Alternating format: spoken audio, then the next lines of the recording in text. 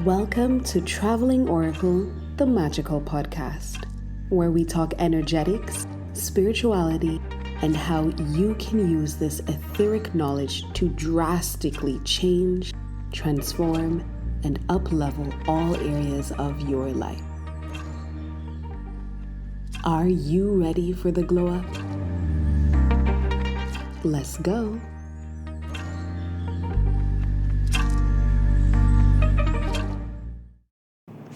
Hello, my loves. So I'm just interjecting a quick ad for my program Awakened. If you're someone who's undergoing a spiritual awakening and you're awakening to the fact that there's more to life, there's more to you, and there's more that you need to do on this planet, my program Awakened is specifically for you. We go through balancing the mind, the body, and the spirit to activate your personal power, to connect with your divine energy, to guide you and help you to find that path to your mission in life and help you to understand all of the things that you're seeking to understand. And if you're on this path, you know exactly what I mean by that sentence.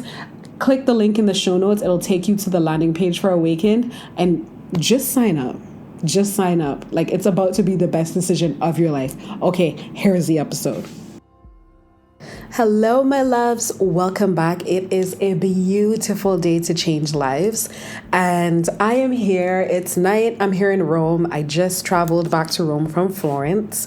My Italian trip is coming to a close. I've been having such a good time, but all good things, they say, must come to an end before we go on to new good things. So I'm in a little B&B at this beautiful seaside town. And I was going to try to remember what it's called, but I just won't do that to myself. I can't even remember what the word looks like, much less to pronounce it. But it's a beautiful, sleepy seaside town. The energy here is very serene, very quiet, very slow. I absolutely love that.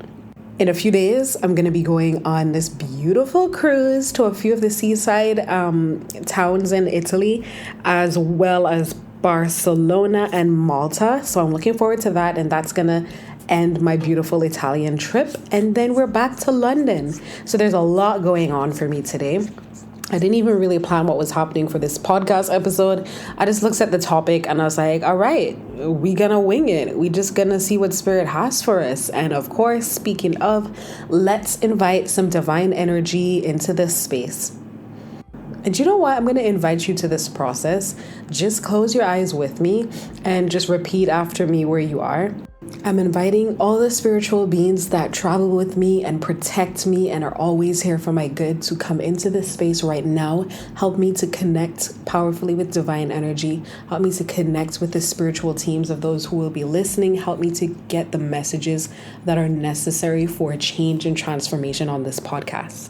Thank you.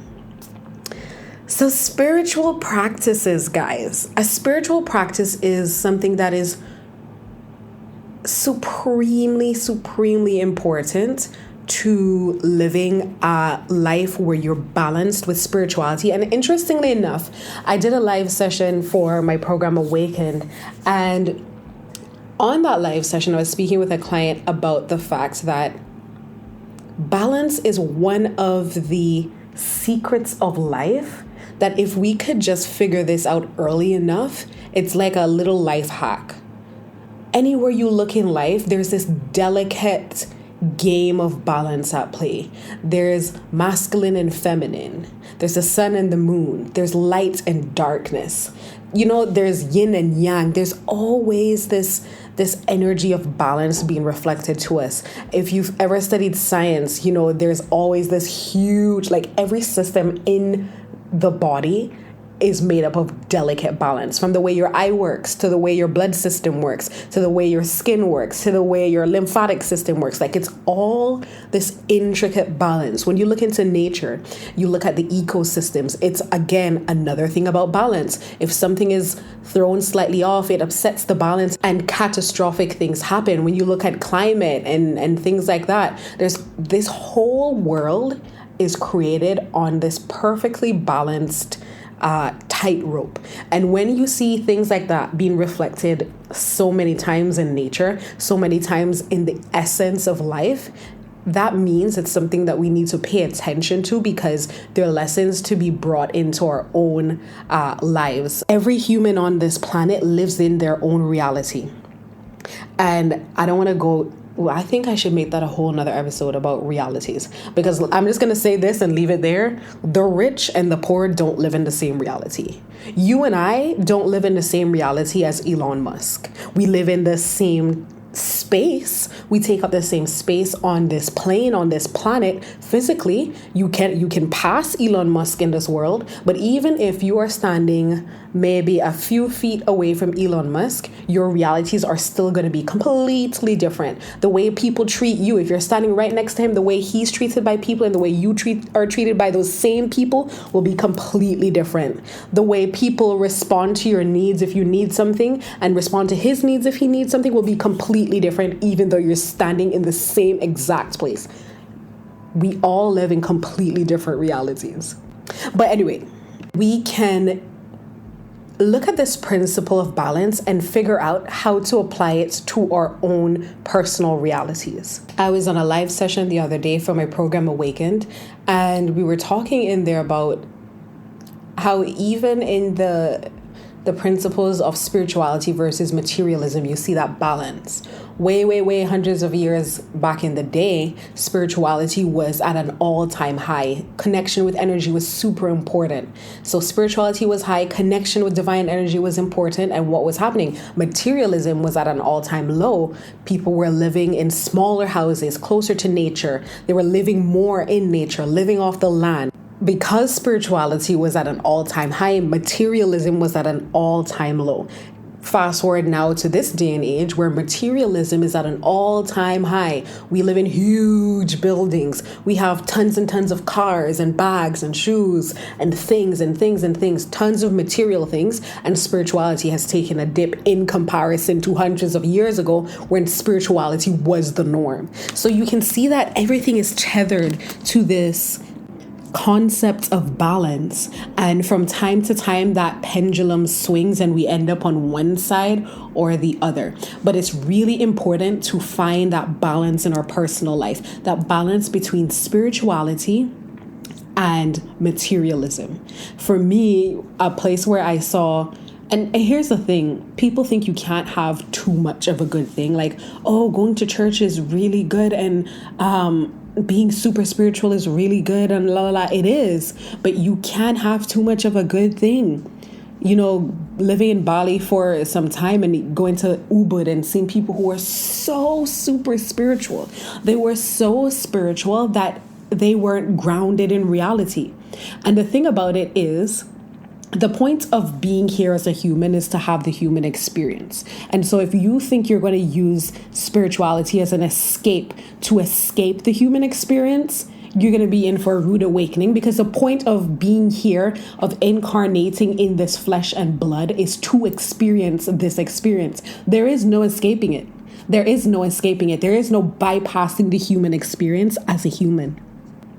So I'm getting this message that there are some people who are using spirituality as an escape from your problems, a way to run away from the experience that you're having. And I get it. I absolutely get it, because even last week I was having a few of those days where I'm just like, being a human is hard. This is hard. I don't want to do this anymore. Like, it was so strange because I could palpably feel the prison that my body is. My body felt like a prison and my spirit wanted to be free. That's one of the rare occasions where I'm very conscious of the fact that I am not this body. I am consciousness. I am energy sitting inside of a body. And that was a weird time period of recognizing that and feeling the weight of being trapped in a human body, because a human body strips our spirit and our energy of some of the abilities that we have had we not been confined to this body. But that's a whole nother episode that we're not going to go into right now. But the message there was not to use spirituality as a way to bypass the human experience, as a way to bypass the lessons that you're supposed to be learning here on this plane. Feel the feelings, feel the hurt, feel the pain, feel how hard it is, and accept that these are real emotions. These are real and valid emotions. These are real and valid feelings for what is happening, and that you are here to feel them. And that it's okay that you're feeling crappy today and you don't feel like a ball of sunshine, and you don't feel like helping anyone, and you don't feel like being this Mother Teresa person. You just feel like laying in your bed and just not feeling good today. That's okay. That's okay. But how do we make sure that we don't stay in this place?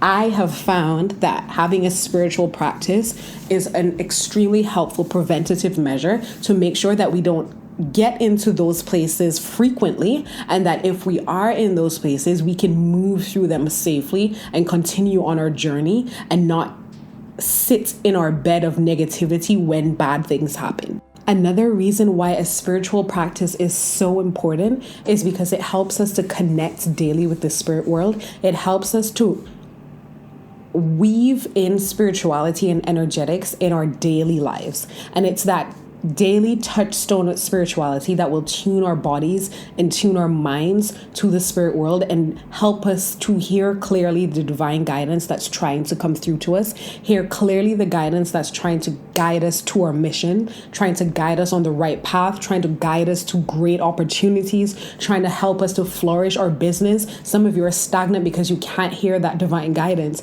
You're confused because you can't hear that divine guidance, and you're not hearing the divine guidance because you're not having that daily touchstone with spirituality. It's the same thing as exercise and everything else that's good for you in life. If you're not doing it consistently, it will not help you.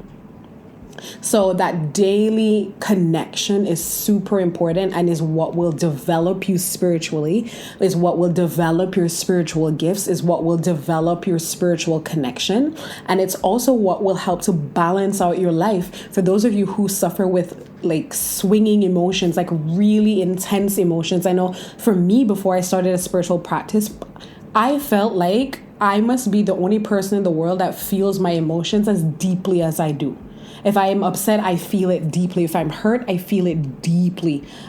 I feel my emotions so strongly, and because I do, they greatly affect my day. They greatly affect the things that I need to do. They greatly affect my actions. So if you're someone who you feel your emotions deeply, and your emotions and your feelings have been shifting or altering your daily life in a way that you're not happy with, because who can work and be productive when you're sad all the time? Who can work and be productive and be inspiring to their kids, or inspiring to their clients, or provide a good service when they're angry all the time? Emotions are important, and for some reason this day and age, we have this rhetoric of just ignoring emotions. Just get through and do the thing and ignore the emotions. It's like, you can't ignore the emotions. Your emotions affect everything you do.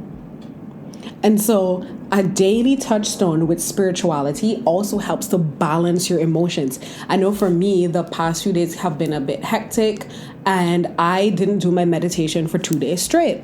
Now, I did other things, like I had my affirmations throughout the day, and I'm doing this 30-day challenge. Oh, I should tell you guys about that. I'm doing this 30-day challenge, but I'll get to that maybe towards the end. And so I was doing my affirmations. I was doing like little mindful moments throughout the day, but I didn't do my full-blown meditation.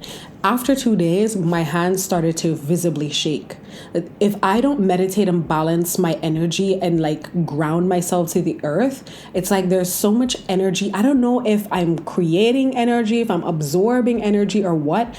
I get visibly shaky. My energy is wobbly, and I need to sit and meditate, or else it's almost like I feel faint.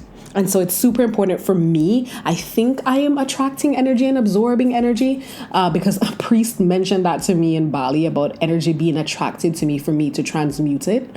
But that's, again, another story. I think I'm going to do that episode next of crazy stories in Bali, because there are tons and tons of them. But meditation helps me to regulate my emotions and regulate my energy, because I am, especially if you're an empath, like, you will absorb energy and it will sit in your body, and your body does not know what to do with it. And so it turns into anxiety or depression or something else. And so Daily touchstones are the key to clearing these things out and keeping us balanced. So what is a spiritual practice, Akil? Well, I'm glad you asked, listener. Let me tell you. A spiritual practice is a set of activities that you do daily to balance your mind, your body, and your spirit. Now, for me, a spiritual practice can be very simple and it can be very complex. I tend to have two versions. I have my lazy version and I have my I'm feeling good today, let's get it version. In my lazy version, I simply meditate in the morning and meditate in the night. And the principle of this spiritual practice is to, throughout the day, or in each day, you must do an activity that hits your mind, an activity that hits your body, and an activity that hits your spirit.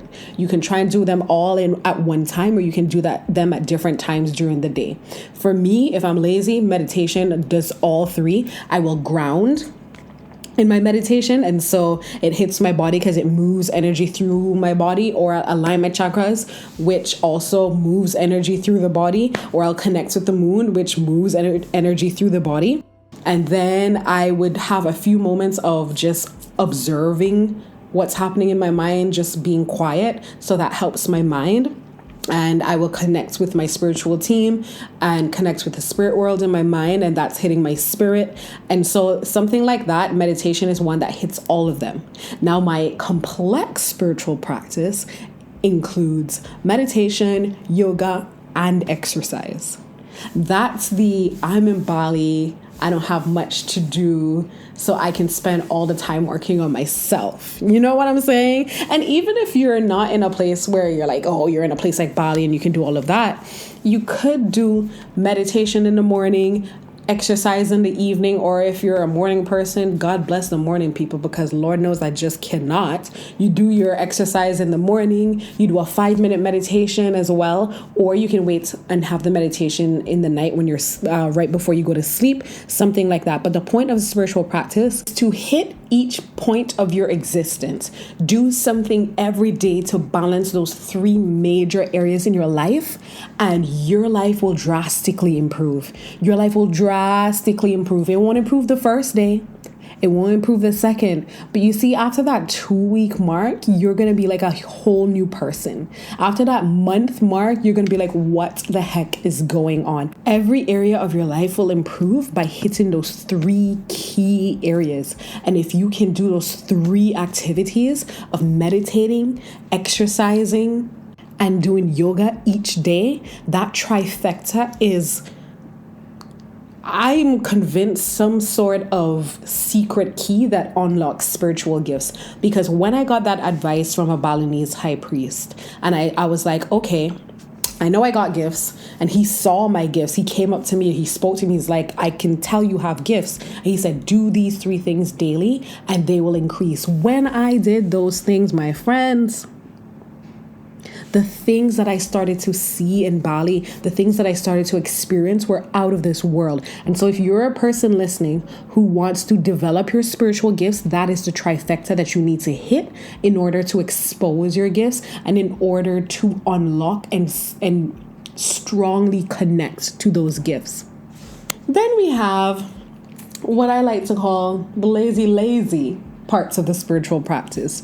One of the lazies that I do, and I call them lazies because once you do them, you don't have to put much more work into doing them, is I feng shui my space. I feng shui the heck out of my space. Now, I don't go into the grave details of completely making sure every piece of furniture is perfect, you know. I just do my bed.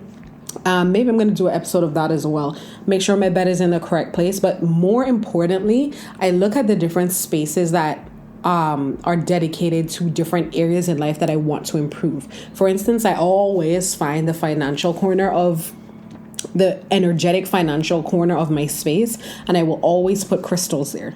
I put jade, I put pyrite, I put citrine. Essentially, I make a money bowl. So I put a bowl and I have those stones in that bowl, and that bowl is sitting in the money corner of my room, I also will purchase a plant and put a plant in that corner where I want the energy to grow. The area of life that you want energy to start flowing. You definitely want energy flowing in your money area. You definitely want something growing in your money area. You want the energy to be moving. If you're not a plant person, because what you don't want to do is to put a plant in your money corner and have it die. Child, don't do that. If you know that you're not a green thumb, do what I did, which I bought succulents. And they were like little jade plants, and they were really hard to die. And so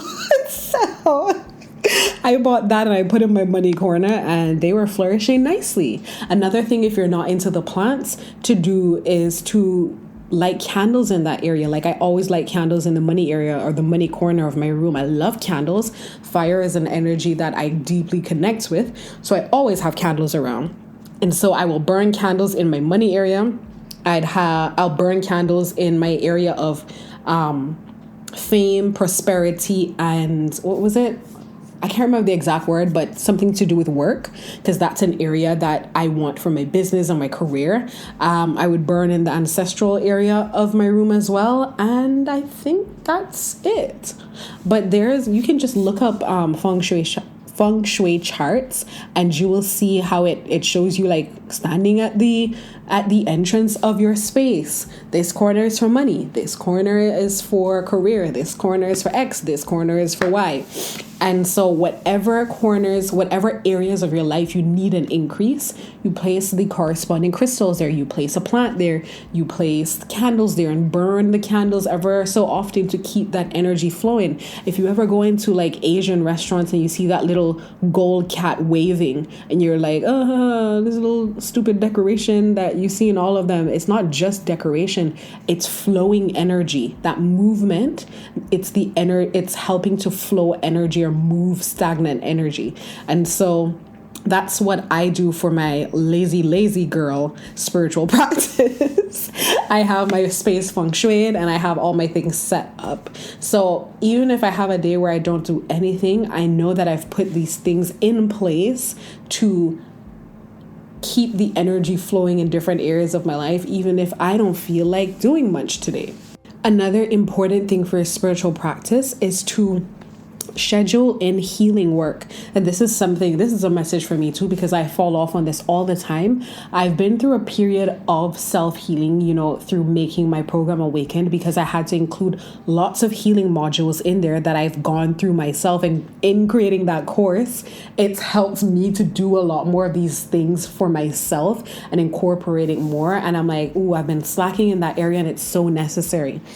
So doing something maybe weekly to heal subconscious wounds, to clear out your energetic body and your mind from things you might have picked up that week, whether it's through doing EFT tapping weekly or journaling about subconscious stories that are holding you back, attacking the fear head on, figuring out what's holding me back this week.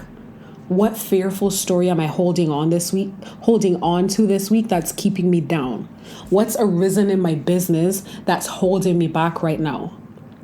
Asking yourself these questions weekly to keep on top of your subconscious stories, to keep on top of fears that are holding you back, because these things are very sneaky. You can do a lot of healing work and think you're good, and by the time you look in 3 weeks, they've snuck back right into their space and settled right back in, or a different form of it has snuck back in and we're not able to identify it consciously. So it's important to check in with yourself weekly. So in your spiritual practice, schedule in, even if you're someone who can't do too many different things at once, even if you say, I'm just doing EFT for this month. So each week, every Sunday, you're doing EFT to clear those subconscious stories.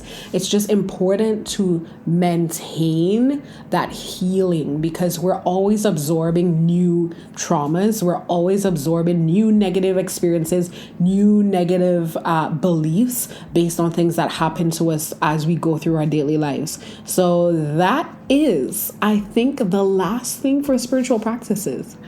I just want everyone to get in a habit of maintaining and paying attention to yourself. Every time we as humans decide, oh, you know what, I'm going to give myself self-love and self-care, we get our nails done, or we get a massage, or we go to the gym, and that's all good. But we tend to fix up the body and forget what's inside the body. We forget the mind and we forget the spirit. And so remembering that you are not just your body, which means that if you have been operating just as this body, you've been neglecting the other areas of what makes you you, and the other areas are suffering and are hurting in the same way that if you don't take care of your body, it'll get run down. If you don't feed your body, you'll die. If you don't exercise your body, you'll slowly get more and more unhealthy. If you're not careful about what you eat and what you put in your body, you're going to run your body down. You're going to get sick. You're going to get problems with your body, problems with your knee, problems with your hips. You're going to get cholesterol problems. You're going to get heart problems. So the same concept of needing to pay attention to and needing to maintain and needing to